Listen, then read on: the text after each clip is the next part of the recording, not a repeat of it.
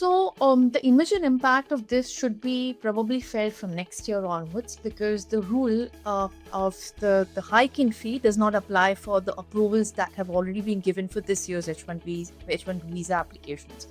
However, what does this do is, on a broad basis, if you anticipate companies to rely less on H1B visa program, roughly India's delivery model for ID services exports is that 50% goes from GCCs, another 35% is contributed by offshore, which is by the company setups in India. Another 50% is contributed by what you hire through H1B visa on site. Now, assuming that over a period of time, this 15% is what will get impacted, because you will also take time for this 15% to gradually be distributed among other options like GCC enlargement or the better services through offshore model.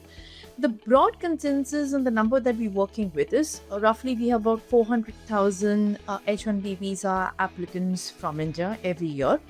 Assuming a 110,000 average or a median salary for the entry level role, tech heavy role, then at a 10%, 20% or 30% impact, assuming a disposable income of 10% being sent to India or 20 or 30%, we're looking roughly at 4 billion to about 13 billion impact in terms of inward remittances into India.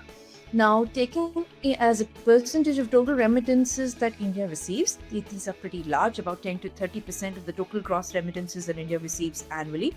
And this annually across the board, not just from the US. So we receive about $130 billion worth of gross remittances. So if the impact of H1B visa is such that you will hire lesser people on site, then you can have an inward remittance impact of anywhere between 4 billion to about 13 billion, depending on what is the percentage of disposable income that we assume is being sent back home into India.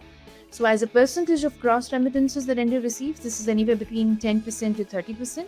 And as a percentage of India's GDP, which will matter then to your current account deficit, this is anywhere between 10 basis to 30 basis point.